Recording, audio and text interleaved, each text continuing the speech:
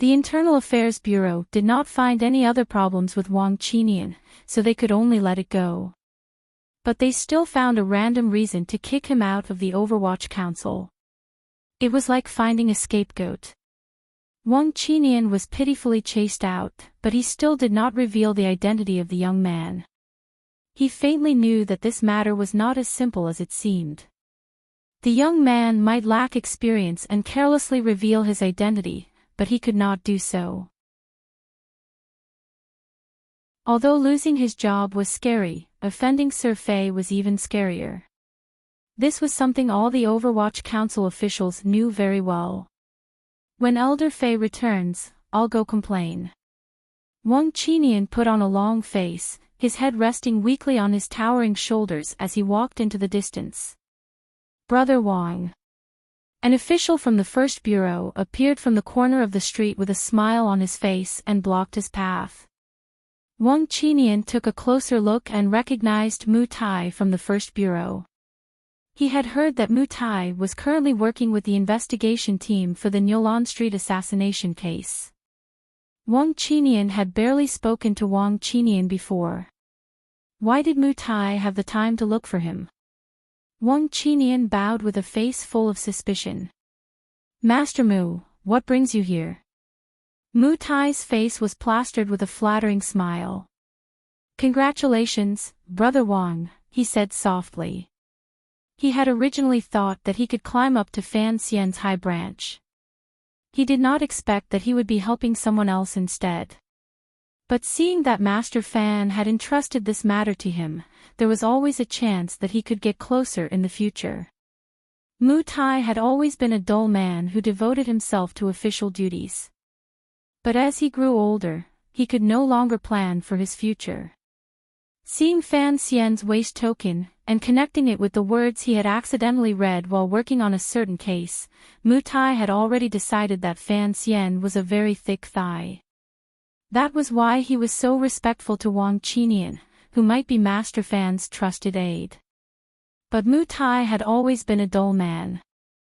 Doing this for the first time, the flattering smile on his face was somewhat stiff and unnatural.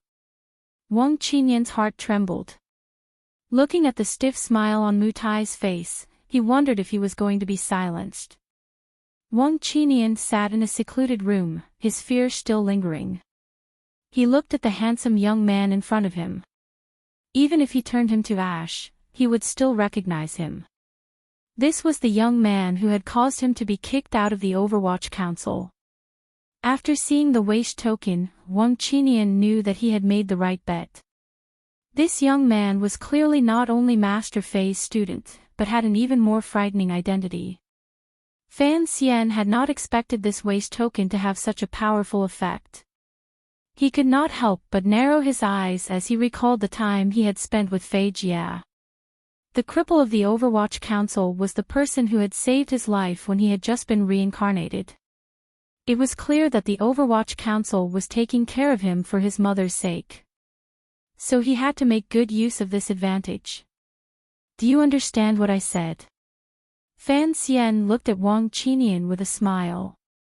This official was a little old, and he had a wife and a son at home. He fit Fan Xian's requirements perfectly. Fan Xian had no experience in commanding subordinates, so he had to learn everything along the way. That was why he wanted his first trusted aide to be someone he had met by chance, and someone who was not too ambitious. I understand, Master Fan. Wang Qinian smiled. His fingers unconsciously pressed down on his belt. Aside from a few pieces of silver, there were already a few banknotes.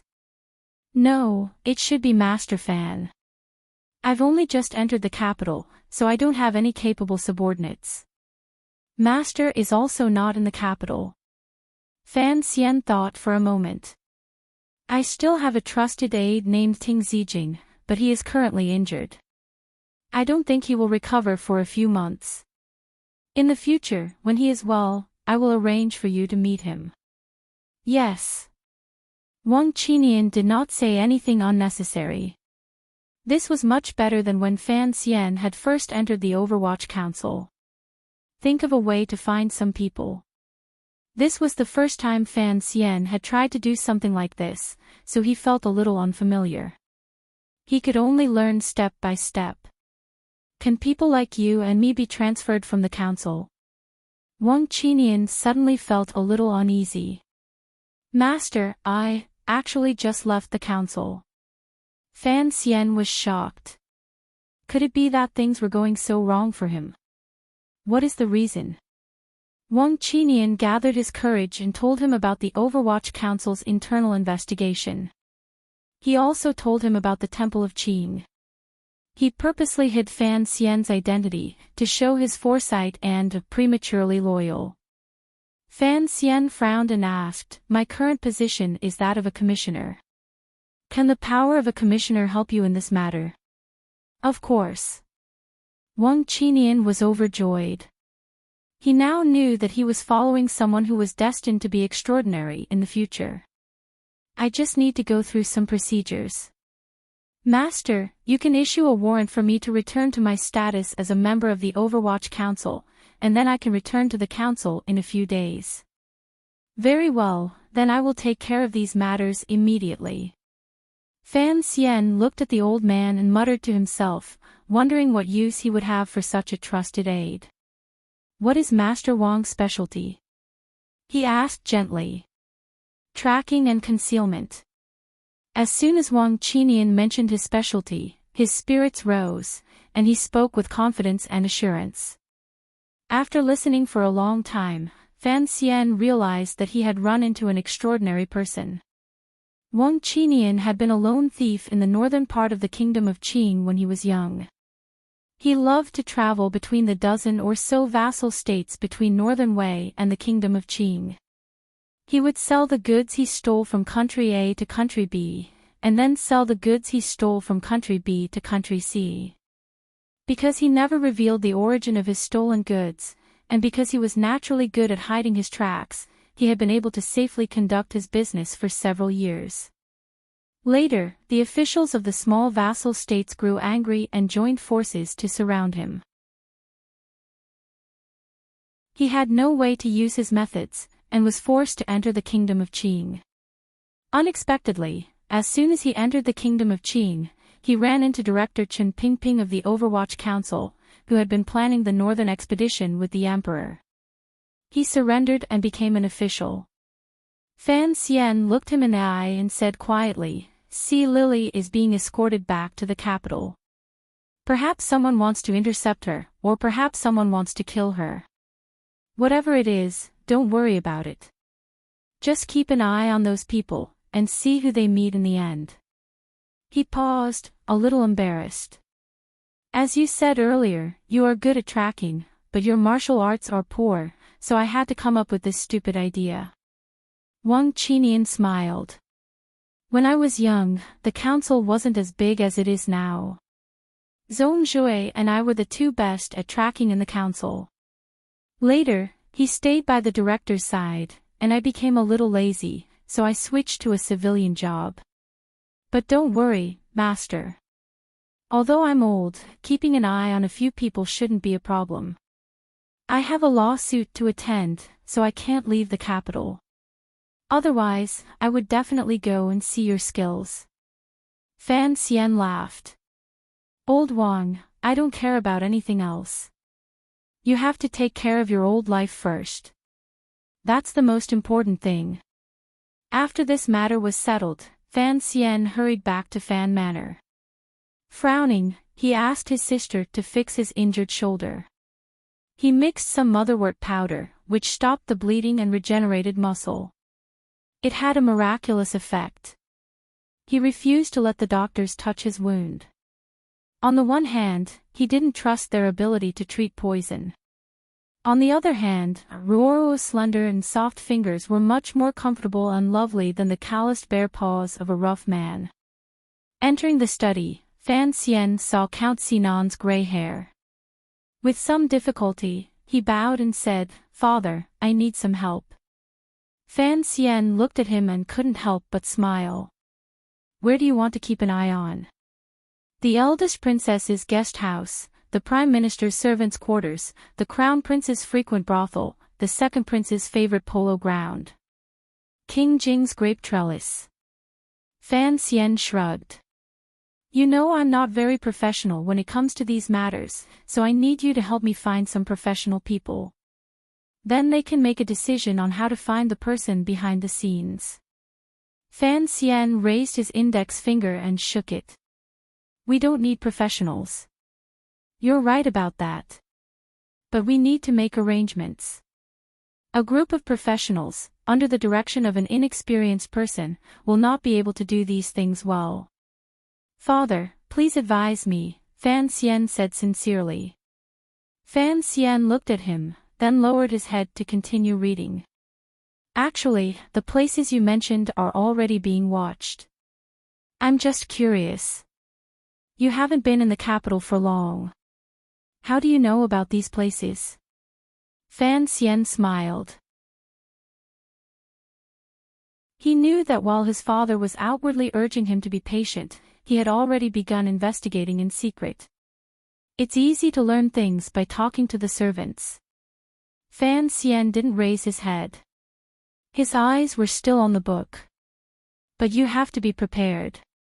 The investigation in the capital won't yield any results. Fan Xian frowned. Fan Xian continued, it still depends on Sea Lily. He paused. The two female assassins you killed, they seem to be the disciples of Siga Jian of Dongyi. And I heard that Siga Jian hasn't shown himself in Dongyi for a long time. You have to be careful. Fan Xian replied with worry, if a great grandmaster focused on killing someone, who could avoid him? Fan Xian nodded. But you probably don't have the qualifications for him to make a move against you. Don't worry. This is just some useful information. 10 days later, outside of Zhangzhou, about 500 miles to the north from the capital, a group of people were heading south against the cold morning wind. They were people from the 4th Bureau of the Overwatch Council. After 1,000 miles of pursuit, they had finally captured Sea Lily before she could escape the Qin kingdom. They were going to take her back to the capital to be interrogated. The group had been heading south for a long time. In a few days, they would return to the capital. The leading Overwatch Council official handed a steamed bun into the prisoner's carriage. Eat this. Sea Lily's face was haggard. Her long hair was a mess, and there was some dirt on her face. If Fan Xian had seen her now, he would never have guessed that she was the most popular courtesan in the capital who had shared a bed with him for a night. Sea Lily chewed on the hard steamed bun. She suddenly raised her face and gritted her teeth. Even if you take me back to the capital, I won't tell you anything. The official looked at her, his eyes full of mockery. You think we take you back to the capital because we want to find out something from you? I really don't understand. Do my colleagues in Northern Qi have nothing better to do? Why would they let an idiot like you stay in the capital? Sea Lily was indeed a spy from Northern Qi, but she usually met people in the guise of a courtesan. What kind of man would coldly call her an idiot? With a trembling voice, she said, Of course I know what you don't want to know from my mouth, because if I tell you, I'm afraid the politics of the Qin kingdom will be in chaos for a while. The official said mockingly, Actually, you had the best choice from the beginning. On the day of the assassination, you should have surrendered, instead of running away. That way, you could accuse any official of colluding with Northern Qi, and it would have been enough to achieve Northern Qi's goal. But you ran away, which means that you value your life more than this mission. Sea Lily lowered her head, admitting this fact. Her fingers squeezed the hard steamed bun hard, leaving deep marks on it.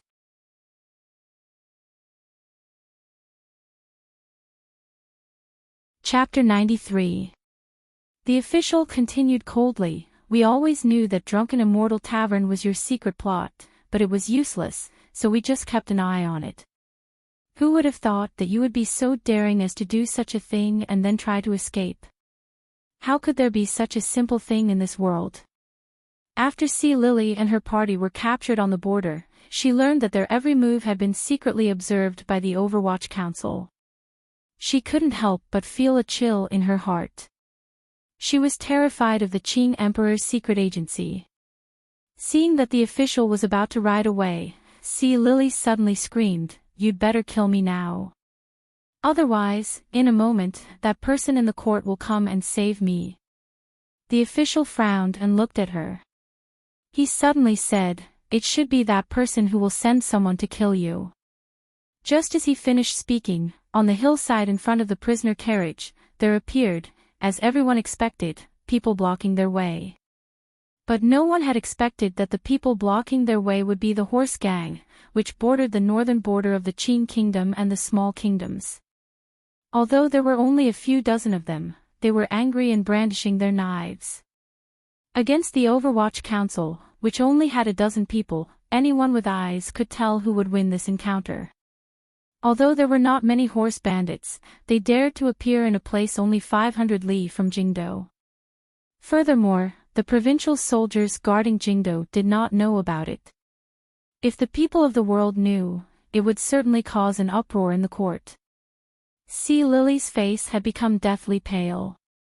Although she wasn't a smart person, she knew that if she fell into those people's hands, she would certainly be silenced. The official didn't seem to have imagined that the court official would have connections with the horse gang on the border. His expression seemed a little nervous. He approached the prisoner carriage and said, "Sea Lily, it seems that you and I will both die here. At a time like this, why don't you tell me which court official is colluding with Northern Qi? If a few of my subordinates manage to escape, they can report this to the court and avenge us." Sea Lily's long eyelashes drooped. Thinking that she was about to die here, she wanted to cry. She was about to speak when she suddenly thought of something strange. She raised her head and said coldly, "Sir, you're trying to scare me again." The official didn't seem to expect Sea Lily to see through his trick. He frowned imperceptibly. Sea Lily said sorrowfully, "Sir, you should know what kind of business I do. I've learned to read people's expressions since I was young." Sir's voice trembled a little, but your grip on the cart was steady and relaxed. Clearly, you weren't worried. It seems like this ambush is something that you have long anticipated. Not bad. Only now did the official realize that this beautiful woman had the potential to be a spy. He smiled and said, "If we can't even guess something like this, then the Overwatch Council wouldn't be the Overwatch Council." While the two of them were talking, dozens of horses had already rushed down from the small slope. A silent murderous aura soared into the sky. This kind of formation was obviously not something that the horse gang should have. Around the prison carriage, the people of the Overwatch Council had already set up a semicircle of defense. However, there were too few people, so it looked sparse and pitiful. However, for some reason, in the face of the ferocious cavalry, these people's faces were filled with solemnity, as if they had already disregarded life and death. "Hold!" The leading official clenched his right fist and stared coldly at the approaching riders. His yell was in a neutral tone. If Fan Xian had been listening, he would have thought of the English word, hold, he often heard in movies in his previous life. The cavalry disguised as the horse gang came closer and closer. The leading official suddenly took a step back, straightened his right arm, and roared, "Ready!" At this moment, the Overwatch Council soldiers, who had been in a semicircular defensive formation, suddenly changed their formation. They formed a sharp and sudden stance. Even more terrifying was that they had taken out hard crossbows from somewhere. Raising them level, they aimed at the riders in front of them. The distance between the two sides was too close. The leader of the cavalry had a strange look in his eyes. He pulled on the reins and sped up, making a turn and going around the front of the cavalry. To be able to suddenly accelerate and make a turn at such a high speed showed that his horsemanship was superb. "Fire!" As the leader of the cavalry pulled on the reins of his horse, the leading official of the Overwatch Council quietly gave the order. A volley of crossbow bolts flew out. Although they were not concentrated, the power of the springs made the bolts fly abnormally fast. They hissed in the air, sounding very frightening. There were a number of muffled grunts. The riders at the front were hit by the crossbow bolts and fell heavily to the ground. The riders at the back were ready to charge forward, but they did not expect the Overwatch Council to use repeating crossbows. This kind of repeating crossbow was a weapon that had only appeared in the world 20 years ago. The quiver could hold 8 crossbow bolts, and it was the most terrifying enemy of light cavalry. Seeing this formation and seeing the crossbow bolts coming at them, the cavalry suddenly panicked. They split into 2 groups and went around the prisoner carriage, preparing to take them in from the sides. If they had charged directly, perhaps the effect would have been better. But there were no ifs in this world. As they went around, a few more riders fell to the ground. Even more frightening, they found that there was an ambush behind the prisoner carriage. Seeing the attire of the ambushers, the group of riders disguised as mounted bandits suddenly lost their will to fight. They no longer cared about killing the women in the prisoner carriage, and they scattered in all directions. Lying in ambush at the back was a group of riders dressed in black armor. It was the same group that Fan Xian saw when he opened his eyes in this world. When Director Chen Pingping of the Overwatch Council left the capital to deal with council affairs, His Majesty had specially approved the personal cavalry of His Majesty, the Black Knights. The Black Knights silently charged forward, like a pack of wolves tearing into a flock of sheep. They surrounded the dozens of riders disguised as bandits, and quickly killed them all.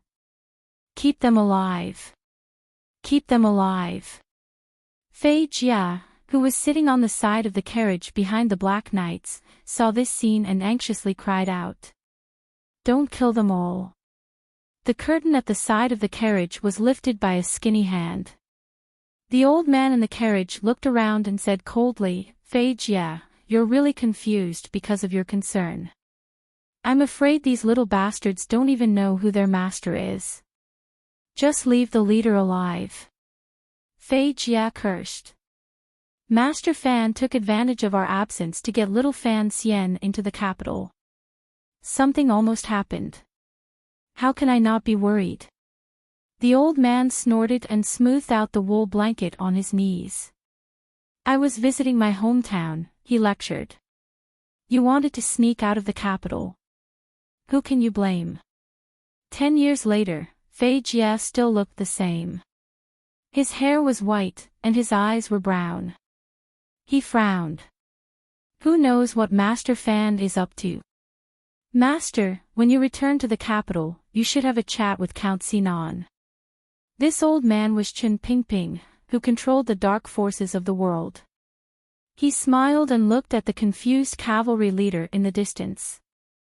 Of course I understand what Fan Jian is thinking, he said lightly. But what he is thinking is simply nonsense. If you want these things, you might as well not have them. He repeated. Might as well not have them. Just as the two of them were talking, the leader of the riders had long fled into the distance. He quickly became a small black dot in the distance. It was clear that he had fallen into the Overwatch Council's ambush.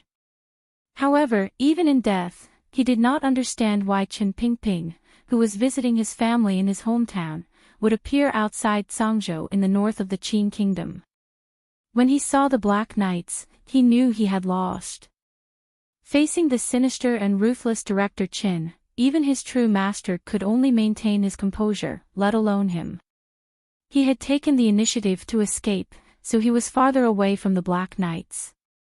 The Black Knights seemed to be tired after a long and arduous journey. After chasing for 2 li, they saw that the distance between them was getting farther and farther, and could only return to camp. Has Zhong Zhui gone? Chen Pingping quietly asked one of his personal attendants. The attendant bowed and responded. At that moment, a gray rider came galloping out of the forest in the distance, quietly following the fleeing leader. That is not Zhongjue. Fei Jie frowned. Chen Pingping stared at the gray shadow, and after a long time, he suddenly laughed. Since he let us see him, he must be one of us, to be able to maintain the same level as Zhongjue. I remember there was such a person in the council many years ago. Wang Qinian. Yes. Chen Pingping smiled. It seems that the young man we were worried about has finally learned something. After sending Wang Qinian out of the capital, Fan Xian could not show his face in public due to his injury, so he went to less of the planned bookstore and lived a life of seclusion. But now, he had long become famous in the capital, especially those two poems that were completely inconsistent with his experience. They made him the center of controversy. Those who supported him saw him as a genius in the poetry world, while those who opposed him saw him as a representative figure who wrote new poems to express his sorrow, but no one knew that even these 7 words had been brought to this world by Fan Xian. There were also rumors of plagiarism in the dark, but 10,000 miles of sorrowful autumn is always a guest was too dazzling, and no one dared to stand out and say that they had written it, so this rumor had not been brought to light. But Fan Xian knew that such a day would come. Because Guo Baoquan's father was the minister of the Board of Rights, and the Guo family was associated with the literary world, Fan Xian had never been afraid of using the worst of intentions to deduce so-called scholars. Because of the coexistence of controversy and reputation, there were often scholars who participated in the poetry meetings at King Jing's manor who would take the initiative to come to Fan Manor, in the name of visiting the young master who had survived a disaster. In reality, they were secretly handing over their poems, hoping to get a word or two from Fan Xian. Fan Xian always patiently received them, but he was very stingy with his evaluation of their poems. After all, he had long been prepared to leave the literary world and go into business like Zhang Xianliang. Moreover, he did not think he had the qualifications. He was only 16 years old, and was only relying on the wisdom of a sage from his previous life. Was he going to take in some poets? That was too absurd. Compared to his fame as a poet, what really made him famous in the capital and received the praise of most people was the assassination on Nyolan Street.